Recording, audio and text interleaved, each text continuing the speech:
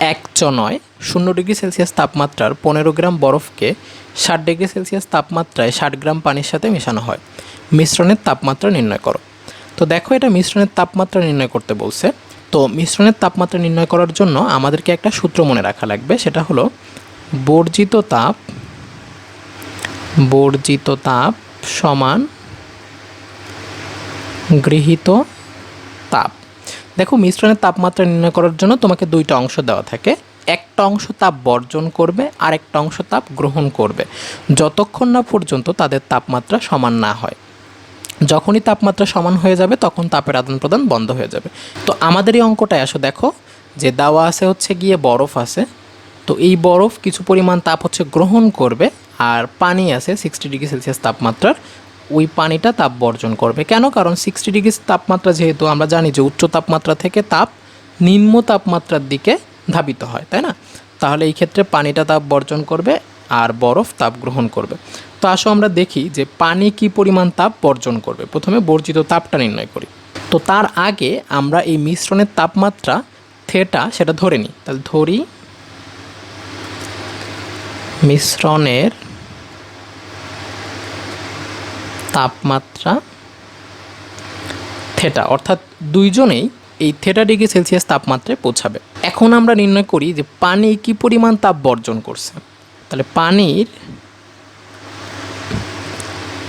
বর্জিত তাপ সেটা কি হবে? দেখো পানির তাপমাত্রা কিন্তু এই 60 ডিগ্রি সেলসিয়াস থেকে কমে থেটা ডিগ্রি সেলসিয়াস তাপমাত্রায় পৌঁছাবে। তাহলে দেখো পানির তাপমাত্রার যেহেতু পরিবর্তন হবে, তাহলে বর্জিত তাপের ইকুয়েশনটা কেমন হবে? M S del theta. তো এম কত? এখানে পানি 60 গ্রাম, তাহলে 60 গ্রামকে তুমি যদি কেজিতে কনভার্ট করো তাহলে আসবে 0.06। এসটা কত হবে এখানে? 4200। আর ডেল থেটা দেখো আগে ছিল 60 ডিগ্রি, এখন হয়েছে থেটা ডিগ্রি, তার মানে 60 মাইনাস থেটা, তাই না? তাহলে এই ক্ষেত্রে তুমি যদি করো, এটা ক্যালকুলেট করো, 252 60 মাইনাস থেটা 15120 মাইনাস 252 থেটা। তাহলে এই পরিমাণ তাপ পানি বর্জন করবে। এবার বরফ কি পরিমাণ তাপ গ্রহণ করবে একটু চিন্তা করো। প্রথমে কি ছিল? বরফ ছিল কতটুকু? 10 গ্রাম, তাই না?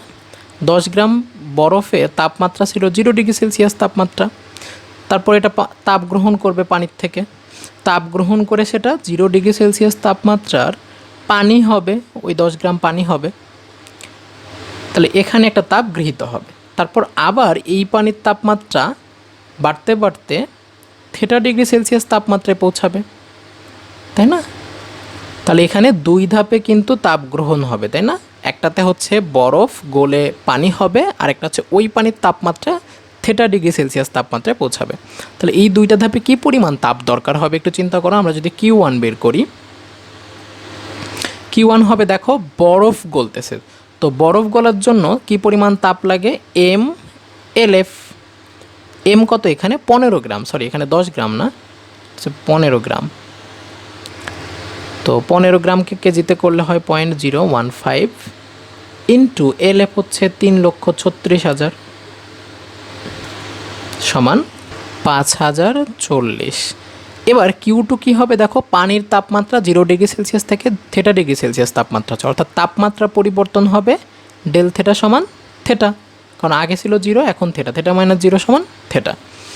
আচ্ছা, তাহলে Q2 সেটা হবে M S del theta. M হবে হচ্ছে 0.015, এস 4200 গুণ থেটাটা হবে আমাদের শুধু থেটা 63 থেটা। তো এখন আমরা যদি দেখি, দেখো কি পরিমাণ তাপ গৃহীত হয়েছে, অর্থাৎ গৃহীত তাপ সমান 5040 প্লাস 63 থেটা। তাহলে এই পরিমাণ তাপ গৃহীত হয়েছে, আর বর্জিত হয়েছিল কি পরিমাণ তাপ?